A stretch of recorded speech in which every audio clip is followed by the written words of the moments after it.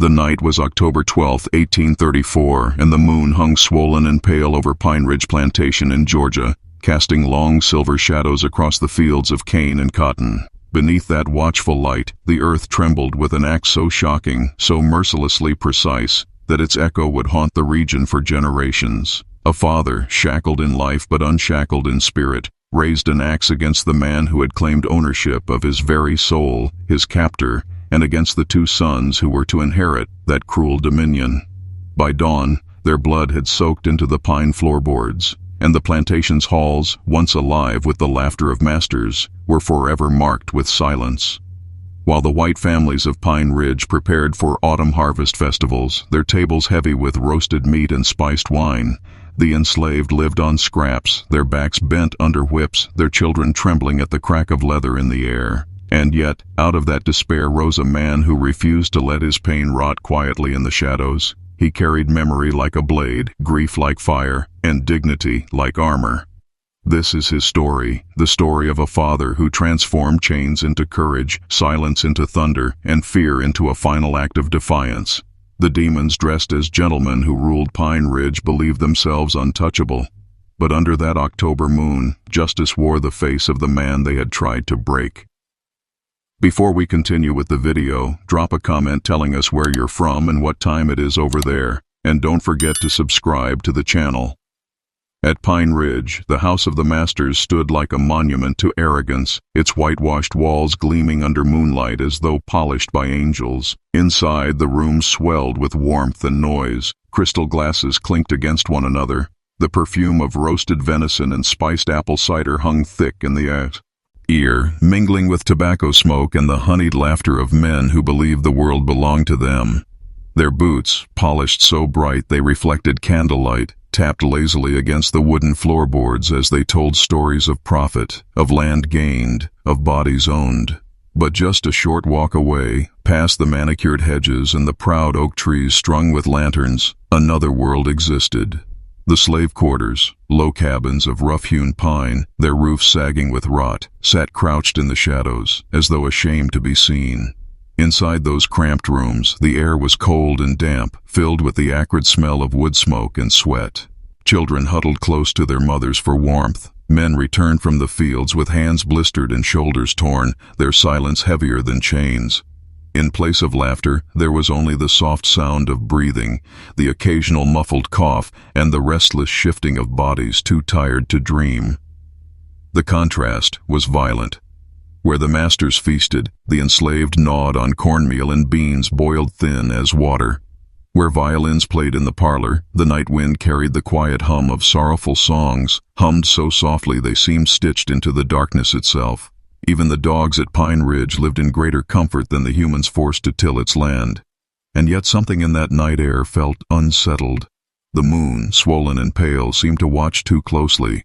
The wind rattled loose shutters like impatient fingers on a drum. The very earth of Pine Ridge, so long stained by sweat and blood, held its breath. For within those shadows, among the hushed cabins, the tired bones, the quiet despair, waited a man whose silence was no longer submission. He was studying, listening, remembering. The plantation, in its cruel balance of feast and famine, luxury and hunger, laughter and silence, had become a stage, and soon, under the indifferent light of the moon, its play would change forever. His name had been Isaac once, though on the lips of the overseer it was shortened, spit out like an insult. To his children, he was Papa. To the men and women who toiled beside him, he was Brother Isaac, the one whose shoulders carried not only wood and water, but the silent dignity of a man who refused to bow in spirit, even when the iron collar weighed on his flesh. Isaac had been born in Virginia, on another plantation, where the hills rolled green and the winters bit sharp. His earliest memories were of his mother's humming, the way her voice rose like a shield against the lash, against hunger, against despair. But when he was still a boy, she was sold south. He could still remember the cart creaking away, her hands stretching out, her voice cracking with his name. That was the first time Isaac tasted the truth of bondage, not only chains on the body, but the cruel theft of family, of memory, of love. From that day forward, Isaac learned to survive in silence. He learned to study the way men moved when they held power, how their cruelty had rhythms, like storms that could be tracked if one had patience. He grew into strength early, his arms built from splitting wood, his back scarred by whips, his mind sharpened by necessity. The axe became an extension of him, not merely a tool, but a companion. He could swing it with precision, felling trees with a single strike. The overseer saw only a beast of labor. Isaac knew it was something more. It was practice. It was memory carved into muscle. He married in his 20s, a quiet ceremony hidden beneath the stars, whispered vows exchanged under the cover of night. Her name was Ruth, and her laughter was the first true joy Isaac had known since childhood. She bore him 2 children, a boy and a girl, and for a time he believed he could make a life within the confines of captivity, building small sanctuaries of tenderness even in a world of chains. But Ruth was taken, sold one winter morning while Isaac was in the fields. He returned to find her gone, the children clinging to his legs, their faces wet with tears. That night something inside Isaac hardened. Love had been torn from him twice, and he knew then that the system demanded not just labor, but the crushing of the soul. He vowed that his would not be broken. The years that followed carved Isaac into stone. He raised his children as best he could, teaching them songs, carving them toys from scraps of wood, telling them stories of their grandmother's courage. But always, the whip hovered. His son once was lashed for pausing too long in the sun, and Isaac bore the scars on his own back when he stepped in front of the boy. His daughter learned to carry buckets before her arms were strong enough, and Isaac would whisper to her, "The body bends, but the spirit does not."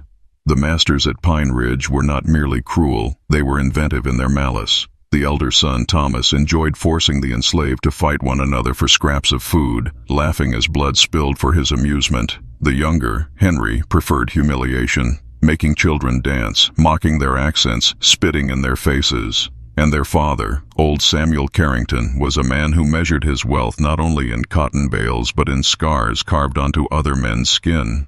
Isaac had seen him whip a woman until she fainted, then hand the whip to his son as though cruelty were an heirloom. Every injustice etched itself into Isaac's memory like tally marks on a hidden ledger. He began to dream of resistance not as a wild fantasy, but as a duty, an inheritance from his mother's songs, from Ruth's stolen laughter, from every cry that went unheard.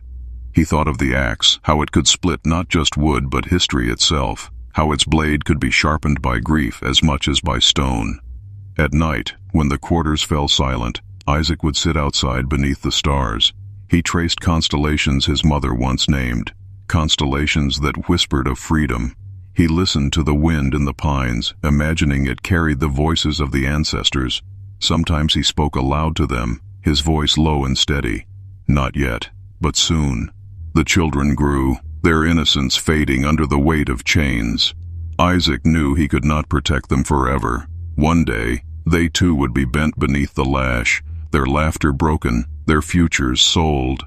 That thought gnawed at him, fiercer than hunger, sharper than the overseer's whip. The ledger of pain had grown too heavy, and in Isaac's heart, a fire kindled, not a reckless blaze, but a slow, smoldering flame, fed by years of silence, years of watching, years of remembering.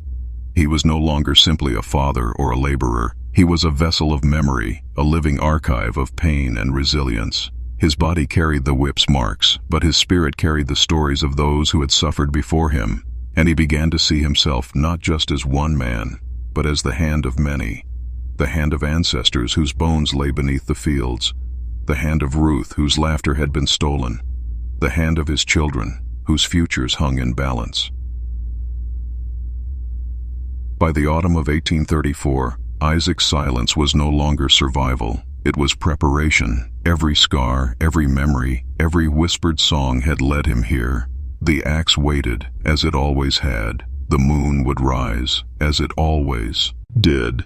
And when it did, Isaac would no longer simply endure. He would strike. Isaac did not rush. Patience was the one thing slavery had forced into his bones. Years of waiting for dawn, waiting for rations, waiting for lashes to stop, waiting for grief to soften into scar tissue. And so he planned as carefully as a hunter stalks his prey. The axe became his prayer. Each swing at the woodpile was a rehearsal, each echoing crack of pine a whisper to the future. He studied its weight, the way the handle fit his calloused palms, the way the blade bit into bark. To any passerby he was only laboring, but Isaac knew he was sharpening not just metal, but memory itself. Night after night, he measured the patterns of the Carringtons. Old Samuel Carrington, the master, retired early most evenings, his body heavy with age, but his cruelty still sharp as broken glass. He often drank until sleep claimed him, slumped in his great chair by the fire. Thomas, the eldest son, swaggered through the halls long after, his voice carrying, his boots stomping as though every board on Pine Ridge existed only to feel his weight. Henry, the younger, fancied himself clever, often wandering out to the stables for secret indulgences of liquor or to terrorize the young stable hands. Isaac watched, and he remembered. He did not run. He did not shout. He waited. He waited for weeks, then months, collecting scraps of knowledge. Which shutters creaked loudest in the night, which floorboards groaned when stepped upon, how the moonlight cut across the hallway outside the Carrington bedrooms. He built a map in his mind, as precise as any general preparing for war. But this was not just war. This was retribution. Each oppressor had earned his own judgment. Old Samuel Carrington, the patriarch, had once whipped Isaac until his shirt clung to him like red paint, simply because Isaac's daughter had paused to wipe her nose in the field. Carrington's lips had curled in something like pleasure as he swung the whip, each lash punctuated with the word lazy. Isaac bore those scars not as shame, but as tally marks, each one a debt waiting to be paid. Thomas, the elder son, was worse in some ways. He enjoyed cruelty, like other men enjoyed tobacco. Once when Isaac's boy dropped a bucket of water, Thomas forced him to strip and fight another child for amusement, laughing until tears streaked his face. Isaac had stood helpless that day, fury caged behind his ribs. That laughter echoed in him still, like a drumbeat demanding silence no more. Henry, the younger, was arrogance incarnate. He strutted through the quarters as though he owned even the breath in other men's lungs. He once cornered Isaac's daughter, no more than 12, mocking her tears, tugging her braids until Isaac stepped between them. Henry had backed away then, spitting the word dog in Isaac's face. That spit, hot and humiliating, still burned on Isaac's skin. 3 men, 3 debts, 3 graves waiting to be dug. Isaac prepared quietly. He tested the sharpness of the axe beneath the pretense of chopping wood. He counted the steps from his cabin to the big house. 42 paces. He memorized the sound of the dogs breathing at night, the moments when they stirred and when they lay silent. He studied the guards' routines, the way drink slowed their movements, dulled their ears. Every observation was stored, every detail filed into the quiet library of his mind. He began to carry himself differently in those weeks. Not outwardly, he remained the same silent worker, shoulders bent, eyes lowered. But inside, a stillness grew like the surface of a lake hiding a storm beneath. He prayed to no god of the masters, but to the ancestors, to the bones buried in the fields, to Ruth whose laughter was stolen, to his mother's humming voice. Each prayer was a promise. The night drew closer. He knew it would be under a full moon when the fields glowed silver and shadows stretched long. The moon had always been a witness. He wanted it to see this, to carry the memory into the sky itself. And so Isaac rehearsed not only with his hands, but with his heart. He pictured the moment again and again, the swing of the axe, the startled cries, the silence after. He pictured it until it felt inevitable, as though the act had already been written in the stars. He did not waver. He did not fear. He waited. The night came dressed in silver. A swollen moon hung above Pine Ridge, bright enough to reveal every contour of the fields, every line of the big house that loomed like a coffin perched on a hill. The cicadas screamed from the trees, their shrill chorus rising and falling, as though they too sensed what was about to happen. Isaac rose from his cot without sound. He had been awake for hours, staring at the thin ceiling, feeling the weight of the axe resting against the wall. His heart did not race. His hands did not tremble. The years of waiting had bled fear out of him until only iron remained. Tonight was not frenzy, it was fulfillment. He lifted the axe. Its blade glimmered faintly in the moonlight seeping through the cracks. He pressed his lips against the worn handle, a kiss to memory, a kiss to Ruth, to his mother, to every soul who had wept in chains. Then he stepped outside. The dogs stirred in their pen but did not bark. Perhaps they knew him too well. Perhaps they too understood. Isaac moved across the dirt path, counting his steps as he had countless times before. 42. Each pace was a drumbeat, each breath a hymn. At the base of the big house he paused. The windows glowed faintly with firelight. Within, laughter had long ago died into snores. Shadows shifted on curtains. Isaac gripped the axe tighter and climbed the steps. The door creaked open with a groan, but the house remained asleep. He slipped inside, swallowed by darkness and the lingering smell of tobacco, brandy, and roasted meat. His bare feet made no sound against the wooden boards. The hallway stretched before him, lined with portraits of Carrington men, their painted eyes gleaming like watchful demons. Isaac did not lower his gaze. The first room belonged to Samuel Carrington. The master lay in his chair by the fire, just as Isaac had pictured, his head tilted back, his mouth open in a drunken snore, one hand clutching an empty bottle. The whip scars on Isaac's back burned as if the firelight itself were reaching for them. He raised the axe. For one brief second, time paused. Isaac looked at the man who had owned his body, who had stolen his wife, who had turned his children into trembling shadows. He whispered, "You taught me how." The axe came down. The sound was not just a thud, but a shattering. Bone, flesh, and firewood splintering together. Blood leapt onto the hearth, sizzling where it touched the flames. Samuel's eyes opened wide for a heartbeat, then rolled blank. His body slumped, no more powerful than a felled tree. Isaac did not wait. He turned and moved down the hall. The second door groaned under his hand. Inside, Thomas sprawled across his bed, boots still on, an arm flung over his chest. His lips twitched with some cruel dream. Isaac remembered the sound of his boy crying, fists raised against another child, forced to fight for Thomas's amusement. The echo of that laughter filled the room. Isaac stepped closer. He did not hesitate. The axe rose again, cutting through moonlight streaming across the bed. Thomas's eyes snapped open, confusion blooming into terror. A scream crawled up his throat but was cut off by the strike. The blade sank deep, silencing him forever. Blood spread across the sheets like spilled wine at a cursed feast. Isaac pulled the axe free. He did not tremble. He did not pray. Only one remained. The last door opened onto Henry's chamber. The younger son lay tangled in his blankets, his hand curled around a half-empty bottle. His face, even in sleep, carried the sneer Isaac had known too well. The memory of spit hitting his cheek rose fresh, hot as ever. Isaac stepped into the room. A floorboard groaned.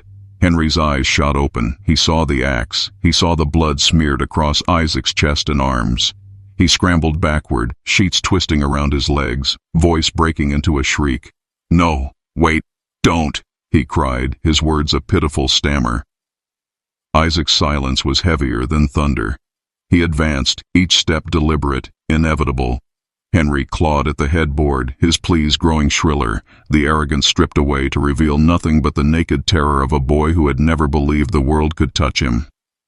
Isaac lifted the axe. The swing was final. The room exploded with the wet crack of bone splitting. Henry's scream dissolved into a gurgle, then nothing. The smell of blood filled the chamber, metallic and thick, clinging to the air. For a moment, silence held the house. Only the fire crackled in the master's study. Only the cicadas keened beyond the walls. Isaac stood still, breathing slow, the axe dripping red at his side. 3 men lay dead. 3 debts were paid. He looked to the window. The moon shone bright, silvering the blood on the floorboards. Isaac lifted his face to its light and whispered, "For Ruth, for all of us." He did not flee. He did not hide. He descended the stairs with the same steady pace he had used all his life. Outside, the field stretched endless, quiet witnesses to the reckoning that had come. The dogs whined, but did not bark. The cicadas screamed louder, as though carrying news into the night. Isaac returned to his cabin, set the axe gently against the wall, and lay down on his cot. He closed his eyes. Sleep did not come, but peace did. When morning broke, Pine Ridge awoke to horror. Servants discovered the bodies, their screams ripping through the plantation. Word spread like wildfire, panic seizing every corner. Guards stormed Isaac's quarters, weapons drawn. He did not resist. He rose, tall and unbowed, and walked out to meet them. Blood still stained his skin. His eyes were calm. He did not run. He did not shout. He had already done what he came to do. The Carrington household erupted like a hive struck with fire. Servants screamed, guards stumbled through hallways with rifles in trembling hands, and word carried across Pine Ridge faster than the morning sun could rise. The master and both heirs lay butchered in their beds, their blood soaking the wood like an unholy baptism. Fear rippled outward. If a slave could do this, what else might follow? Isaac did not flee into the swamps, though the path lay open. He did not vanish into the woods, though his knowledge of them was unmatched. When the guards burst into his cabin, they found him sitting on the edge of his sea, out back straight, eyes unflinching. His axe rested against the wall, crimson dried along its blade. He looked up at them as though he had been waiting, and in truth, he had. Chains clamped around his wrists, yet he walked without stumbling. Neighbors were summoned, a crowd gathered by noon. Whispers coursed through them. One man had done this, alone. White faces turned pale, terrified not just of Isaac, but of what his defiance might inspire in others. In the quarters, hushed voices carried a different tone, half disbelief, half awe. For years they had endured, head bowed, but now one among them had answered cruelty with something the Carringtons themselves could not ignore. The trial was swift, more theater than justice. Held in the county courthouse, it drew planters and townsfolk from miles around. The judge, a friend of the Carrington family, entered already convinced of the verdict, yet all eyes fixed not on him, but on Isaac. Shackled, dressed in rags, stiff with dried blood, he stood tall, shoulders squared, gaze unwavering. Witnesses recounted the carnage with trembling voices. Doctors spoke of the wounds. Ministers spoke of sin. Each word was meant to damn him, but Isaac remained silent until asked to speak for himself. Then, in a voice deep as the river, he answered plainly, "They taught me how." Gasps swept the room. Some muttered curses, others shivered. His meaning hung heavy. Every lash, every insult, every cruelty had been a lesson. And he, the dutiful student, had only delivered the final recitation. The judge thundered at him, demanding repentance. Isaac gave none. He did not beg for mercy, nor deny his actions. He named them: Samuel, Thomas, Henry. He spoke their sins aloud: whips on children, laughter at suffering, hands that stole innocence. Each accusation cut deeper than the blade of the axe ever had, and the courtroom quaked with unease.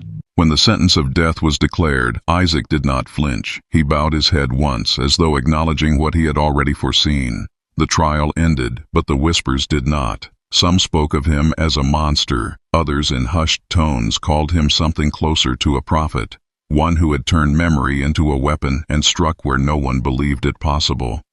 Isaac was returned to his cell. Alone in the darkness, he hummed the songs his mother once sang, steady and low. He was not afraid of the gallows. His work was already done. The day of the hanging dawned with skies the color of ash. Crowds gathered in the county square, spilling into streets. Faces pressed close for a glimpse of the man who had dared to shatter the order of Pine Ridge. Farmers abandoned fields. Merchants shuttered shops. Children perched on their fathers' shoulders, wide-eyed, as though a carnival had come to town. But Isaac was no spectacle. He was a storm walking in chains. Led from the jail, he moved with the same steady pace that had carried him into the Carrington house. Guards flanked him, rifles gleaming, but he seemed beyond their reach. His eyes scanned the crowd, not with fear, not with anger, but with a strange serenity, as though he were already elsewhere. The gallows loomed, wood rough and splintered, ropes swinging in the morning breeze. Ministers called for repentance. Townsfolk jeered, some shouting that he would burn in hell. Yet from the edges of the crowd came a different sound. Low murmurs, whispered like prayers, carried from the quarters, from the enslaved who had slipped away to bear witness. They did not cheer, but their silence was heavier than any shout. Isaac mounted the steps without hesitation. At the top, he turned his face to the sky. The sun broke through the gray for a moment, lighting his features in gold. He spoke only once, voice strong enough to carry across the square. "They thought us broken. But we remember. The hood was drawn. The rope tightened. The trapdoor gave way. His body fell, but his spirit rose into legend. That night in the quarters, mothers told their children that one man had stood against 3 devils dressed as gentlemen. Around the stoves, whispers spread, of Isaac's calm, of his words, of the look in his eyes as the rope took him. He became not just a man, but a symbol, the hand of the ancestors, the whisper behind the door, the proof that fear could be broken. Among the planters, paranoia festered. Doors were barred tighter, guns were polished nightly. For if one enslaved man could strike so fiercely, how many more carried storms in their hearts? Isaac's name was never carved into stone, but in memory, in song, in silence passed between the oppressed, he lived on. What violence lies buried beneath the soil of places like Pine Ridge? What songs were silenced so that tobacco could grow? What laughter extinguished so that sugar might sweeten the cups of strangers? Isaac's story is a mirror, forcing us to look at the blood hidden in the grain of this nation's wood, the screams woven into its cloth. He did not rise in rage alone. He rose as memory's vessel. Every scar on his back, every tear shed by his children, every hymn whispered in the dark became the rhythm that carried his hands. His axe was not just iron and wood. It was history, sharpened. It was grief, given edge. Some will say his act was monstrous, but what greater monstrosity is there than a world that made him? When a man is caged, beaten, stripped of family, of dignity, of name, when all that is left is memory, what else can memory become but a weapon? Isaac reminds us that even in the darkest night, there is a spark that refuses to be crushed. His legacy whispers in the quiet courage of those who endured, in the resilience of their descendants, in the refusal to forget. If you enjoyed this story, subscribe to the channel, turn on the notification bell, leave a like, and share it with someone who needs to hear this truth. It really helps the channel keep bringing real stories that never make it into the history books.